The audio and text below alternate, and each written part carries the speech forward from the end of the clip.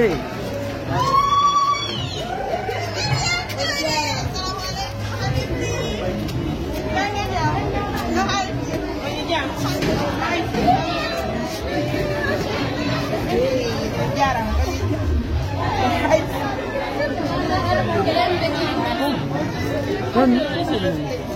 Anna majali mu. Nakanko, enambi. Donc, mengalaga place quoi si même famille là. Saya na ande ndesian parce que koko mingi do. Ondani sonna saram jonna be telephone onna. No dani sonna saram jonna be telephone.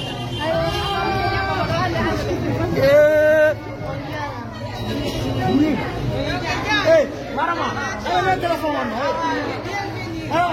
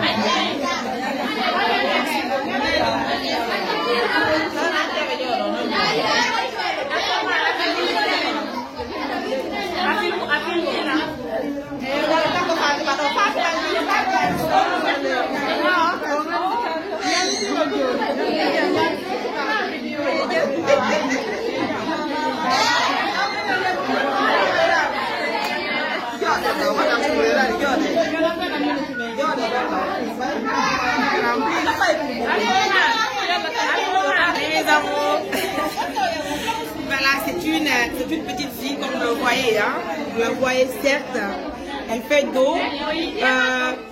Elle vient des États-Unis d'Amérique, elle est venue en Égypte. Hein. Donc hier, moi j'ai reçu son message vocal. Elle me parlait, hein, comment la petite me parlait qu'elle voulait vraiment rencontrer Mariam. Aujourd'hui, elle est venue rencontrer Mariam. Moi-même, j'ai préféré d'abord cacher son visage. Ça va être vraiment une grosse pour tout le monde. Merci à tout le monde, ça fait vraiment plaisir. Je dis merci à toutes les femmes de l'Égypte. Merci à sa maman. Voilà, elle a effectué le déplacement pour rencontrer Mariam. Ça fait vraiment plaisir. Hein, donc je veux la faire un gros bisou. C'est normal, hein? Merci beaucoup. Je veux juste marquer, je veux juste masquer le visage, voilà. C'est normal parce que c'est une petite fille, hein? Merci à tout le monde. Merci pour l'amour que vous portez pour Mariam. D'accord? Allez, ça fait plaisir. Allez, au revoir mes amours. Je vais marquer la pause. Regardez, elle m'a envoyé un cadeau. Merci beaucoup, ça fait plaisir. Hein? Regardez ce bonheur, cet amour. Franchement, cet amour, ça me va droit au cœur. Hein? Je ne sais même pas combien de fois je suis comme de joie. Quand je quitte chez moi, voilà, j'ai laissé mes enfants. Je me retrouve aussi dans un autre pays, je retrouve des enfants qui m'aiment, hein, autant que mes enfants. Je pense que c'est un amour inconditionnel. Et regardez le cadeau que j'ai là. Là, je regarde le cadeau, je ne vais pas l'ouvrir ici. Hein. Je vais en mettre ça jusqu'à une Guinée. Je vais vous montrer à Hamid. Je vous dis, Hamid, tu as vu, il y a une femme, il y a une fille qui a donné ça à maman. Donc, Hamid, viens me regarder. Merci beaucoup, merci mon amour, merci à sa maman, merci à son père, merci à toute sa famille. Hein. Je vous embrasse très fort. À tout à l'heure.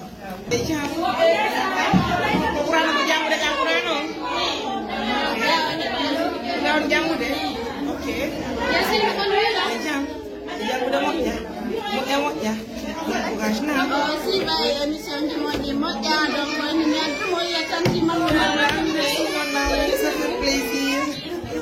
Vous voyez tout ça, même les enfants suivent les activités de Mariam. Là, je pense que c'est normal. Hein? En tout cas, merci à tout le monde. Merci à tous ces parents qui ont fait le déplacement. C'est vrai que nous-mêmes, nous avons retardé parce qu'il y avait l'embouteillage. Merci chérie. Quand on dit tout à l'heure, oh, ko nene makko e baaba makko wondi gaa ko gawa heɓa donc ino ɗo heɗo mongo.